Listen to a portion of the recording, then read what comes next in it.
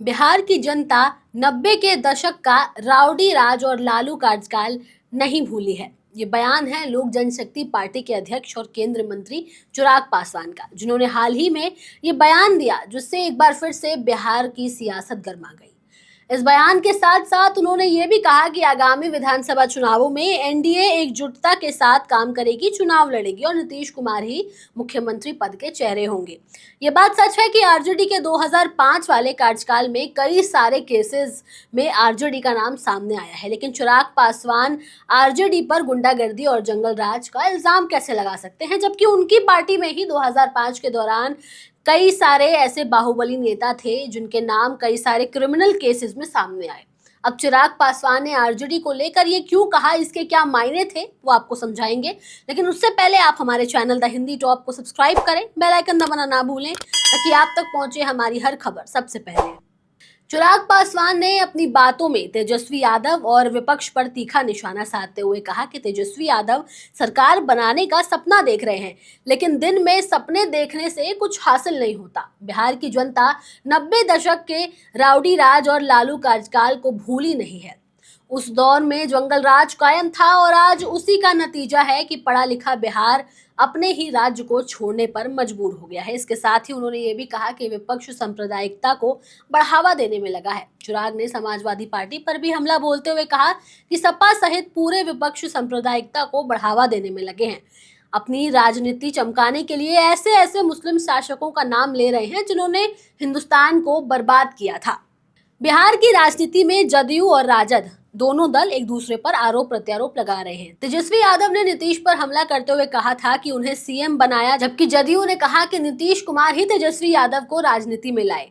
इन सबके बीच चिराग पासवान का यह दावा है कि एनडीए चुनाव में 225 से अधिक सीटों पर जीत हासिल करके एक बार फिर से सरकार बनाएगी। लेकिन यहाँ एक दिलचस्प सवाल उठता है। चिराग पासवान की पार्टी में कुछ ऐसे नेता भी शामिल थे जिन पर आपराधिक मामलों का आरोप था। 2005 में लोजपा में रामा किशोर सिंह, राजन तिवारी, मुन्ना शुक्ला, सुनील पांडे और सूरजभान सिंह जैसे नेता शामिल थे, जिनके खिलाफ कई सारे क्रिमिनल केसेस थे।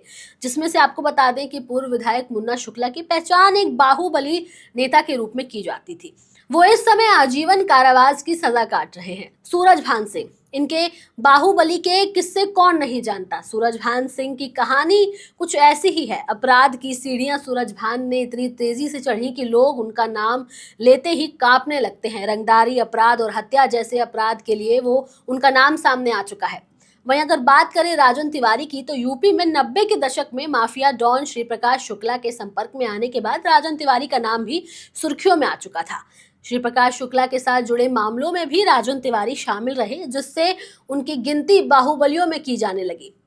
ऐसे में सवाल उठता है कि जब चिराग पासवान की पार्टी में खुद ऐसे नेता शामिल थे, तो किसी और पार्टी के नेताओं पर ये आरोप कैसे लगा सकते हैं? उनको ये अधिकार किसने दिया? चिराग पासवान कैसे ये दावा कर सकते हैं कि केवल आरजेडी में ही सारे भ्रष्ट लोग हैं?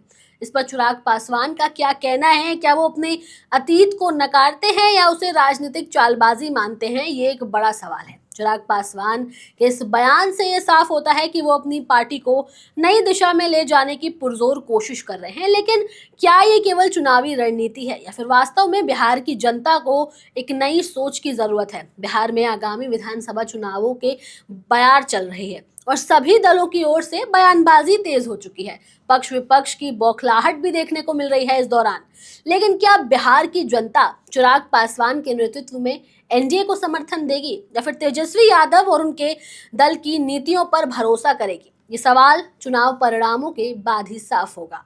इस तरह बिहार की राजनीति में एक नया अध्याय खुलता है, जहां चिराग पासवान ने अपने दावों के साथ चुनावी समर में उतरने का संकल्प लिया। उनकी बातें आने वाले समय में बिहार की राजनीतिक परिदृश्य को कैसे प्रभावित करेगी, ये देखना भी दिलचस्प होगा। हालांकि 2005 में आरजेडी को लेकर के भी कई सारी बातें की गई थी, लेकिन ये भी सच है कि जनता को अपने नेताओं की छवि और कार्यों के बारे में गहराई से सोचने की जरूरत है, ताकि वो सही विकल्प चुन सके।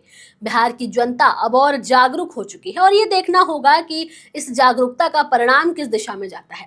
फिलहाल इससे जुड़ी हर अपडेट हम आपको देते रहेंगे। कैमरे पर मेरा साथ दे रहे थे मेरे साथी शिव कुमार, मैं आपके साथ तनु चतुर्वेदी। जाते जाते आप अपनी राय हमें कमेंट सेक्शन में जरूर दें। हमारे चैनल द हिंदी टॉप को सब्सक्राइब करें। हमें एक्स यानी ट्विटर, फेसबुक और इंस्टाग्राम पर भी फॉलो करें।